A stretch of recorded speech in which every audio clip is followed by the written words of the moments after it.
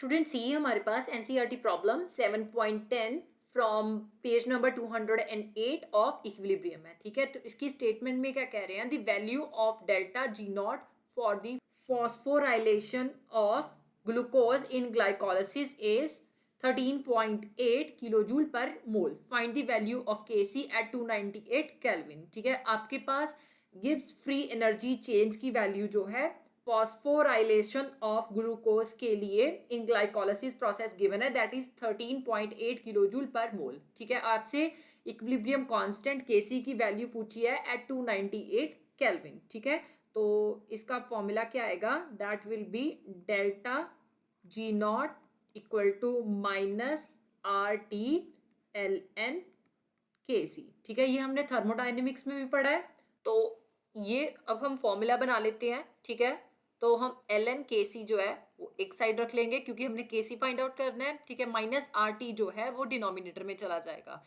So delta G naught by minus R T आ गया। Right, अब हमारे पास गिवन वैल्यूज देख लेते हैं कौन कौन सी है। डेल्टा जी नॉट की value that is 13.8 kilojoule per mole given है। राइट, एंड टी की वैल्यू हमारे पास 298 केल्विन गिवन है। ठीक है, अब आर की वैल्यू जो है दैट इज गैस कांस्टेंट, वो हमने with respect to the kilo joule लेनी है। राइट, तो अब जूल में जो वैल्यू आती है हमारे पास आर की, हम वो ले लेंगे 8.314 joule kelvin inverse mole inverse. Right, अब ये आर की वैल्यू जो है जूल में है तो हम इसको भी जूल में कन्वर्ट कर लेंगे। I know that 1 kilo joule equal to 1000 joule.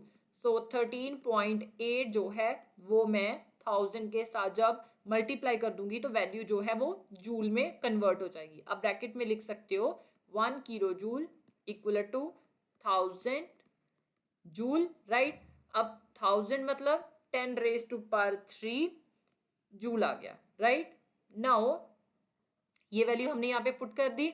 अब हम सारी की सारी वैल्यूज जो है वो पुट कर देंगे। सो L N K C equal to 13.8 into 10 raise to power 3 joule per mole divided by minus हमने साथ में ले लिया। राइट, और 8.314 joule kelvin inverse mole inverse आ गया इंटू 298 केल्विन आ गया। राइट, केल्विन इनवर्स के साथ केल्विन कैंसिल हो गया, मोल इनवर्स के साथ मोल इनवर्स कैंसिल हो गया, जूल के साथ जूल कैंसिल हो गया।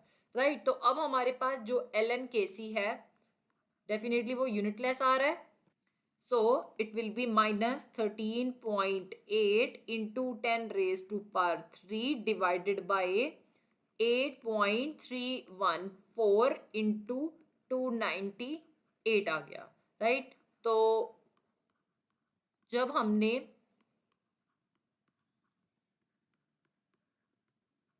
Eight point three one four को 298 के साथ मल्टीप्लाई किया तो यू गेट 2477.6। राइट, तो अब जब आपने इस वैल्यू को थोड़ा सा सिंप्लीफाई किया तो अगर मैं 13.8 को 1000 के साथ मल्टीप्लाई करती हूँ तो आई विल गेट 13800। ठीक है, ये माइनस का है, डिवाइडेड बाय 2477.6 आ गया। राइट, सो जब आपने 13,800 को 2477.6 के साथ डिवाइड किया तो you get the value minus 5.569। Right, now अब हमने ये जो एल एन के सी है इसकी वैल्यू सॉल्व करनी है। ठीक है, तो हमारे पास जो लॉग टेबल गिवन होते हैं वो बेस 10 के विद रिस्पेक्ट गिवन होते हैं, तो हमें ये जो एल एन के सी की वैल्यू है इसको भी बेस 10 में कन्वर्ट करना होगा।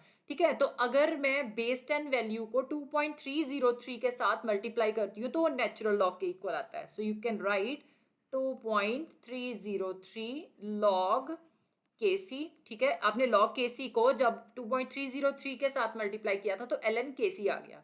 राइट, तो it will be minus 5.569। Right, अब आप जो 2.303 है इसको डिनोमिनेटर में ले आओ, सो -5.569 डिवाइडेड बाय 2.303। ठीक है, तो जब आपने इसको डिवाइड किया आपस में तो लॉग के सी की वैल्यू हमारे पास -2.418 आ गई, राइट।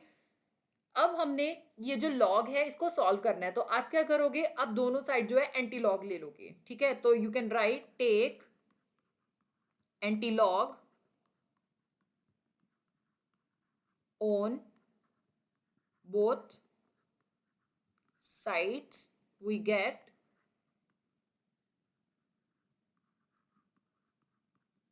अब जब आप एंटी लॉग लोगे तो ये जो लॉग के सी है, ठीक है, इसका लॉग कैंसिल आउट हो जाएगा, सो के सी एज इट इज आ गया। ठीक है, और एंटी लॉग आपके पास ये वाली वैल्यू का -2.418 का आ गया, राइट।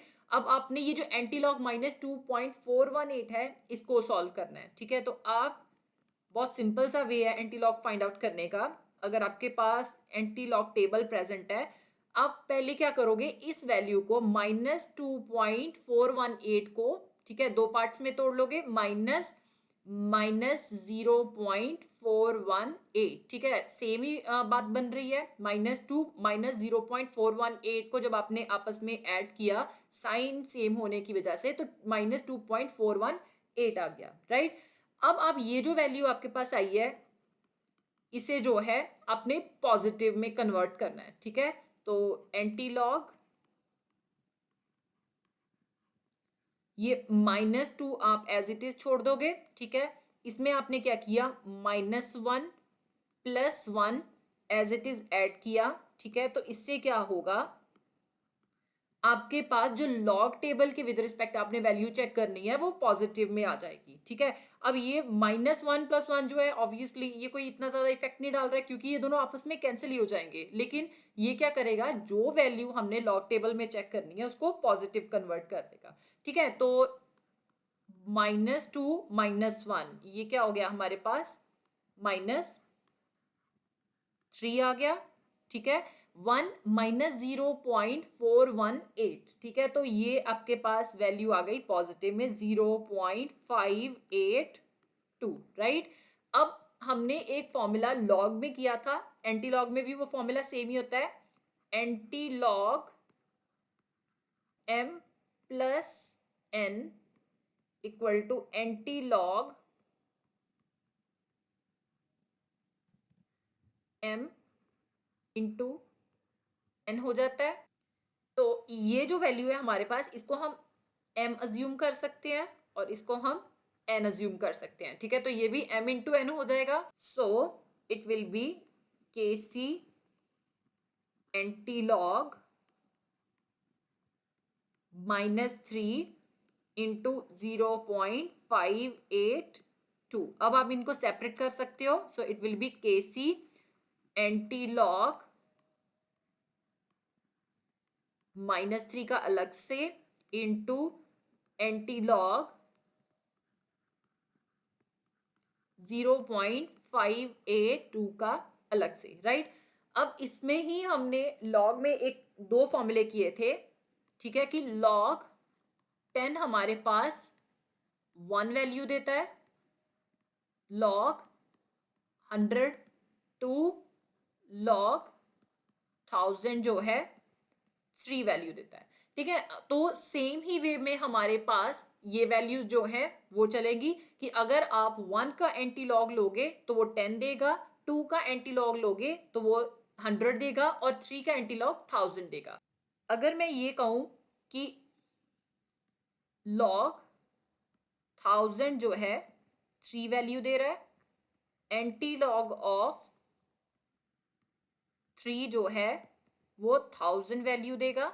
ठीक है, तो ये सिमिलर वे में चलेगा, एंटी लॉग जो है -3 का वो मुझे 1/1000 वैल्यू देगा। यू कैन ऑल्सो से कि ये वैल्यू जो है 1/10⁻³ हो गई, it can be 10 raise to power minus 3, ठीक है। तो ये एंटी लॉग सिंपली निकल गया, so it is 10 raise to power minus 3 as it is into, अब हमने मेन एंटी लॉग मतलब 0.582 का एंटी लॉग जो है वो एंटी लॉग टेबल में देखना है, राइट। तो इसका जो वे है वो बहुत ही सिंपल है। हमने एंटी लॉग फाइंड आउट करना है 0.582 का, राइट। इसका आपने एंटी लॉग देखना है, राइट। तो इसका हम एंटी लॉग कैसे देख सकते हैं, बहुत सिंपल वे है। पहले आप ये जो डेसिमल के लेफ्ट साइड वाली वैल्यू है इसको अभी आप इग्नोर करोगे, ठीक है। आप जो राइट साइड वाली वैल्यू है उनको देखोगे। तो हमारे पास जो एंटी लॉग गिवन है वो 0.50, 51, 52, 53 ऐसे गिवन है, ठीक है। तो उसी के विद रिस्पेक्ट आप क्या करोगे, आप पहले 0.58 जो है इन दी रो देखोगे, ये हमारे पास 0.58 आ गया, ठीक है। अब सेकंड हमारे पास जो ये वैल्यू है, ठीक है, इसको आप लोकेट करोगे इन दी कॉलम। तो आप सेकंड कॉलम सिलेक्ट करोगे, ठीक है। सेकंड कॉलम में आप जो आपके पास 0.58 वाली वैल्यू है वो देख लोगे, ठीक है। तो सेकंड कॉलम में हमारे पास 0.58 वाली वैल्यू क्या आ रही है, 3819, ठीक है। तो आप यहाँ पे लिख लोगे 3819, राइट। अब हम बात करते हैं हमारे पास ये जो लेफ्ट साइड वाली वैल्यू है इसकी, राइट। अब ये जो लेफ्ट वाली वैल्यू होती है इसका मतलब क्या है कि हमारे पास डेसिमल जो है वो कितने डिजिट्स के बाद लगेगा, राइट। तो अगर मैं लॉग 1 करती हूं तो वो 0 आता है। इसका मतलब है कि अगर हमारे पास डेसिमल के लेफ्ट साइड पे कोई वैल्यू है तो वो 1 डिजिट होगी, ठीक है। तो एंटी लॉग ऑफ 0 जो है वो हमें 1 डिजिट वैल्यू देगा। तो इसका मतलब है कि हमारे पास जो डेसिमल लगेगा वो सिर्फ एक डिजिट छोड़ के लगेगा, ठीक है, on the left side of the decimal point, right. So हमारे पास जो एंटी लॉग आया 0.582 का, दैट इज 3.819। सो आप यहाँ पे वैल्यू जो है वो पुट कर सकते हो। सो इट विल बी 3.819। केसी की वैल्यू हम रीअरेंज करके लिख लेते हैं। तो केसी कितना आ रहा है, that is 3.819 into 10 raised to power minus 3. This is your final value.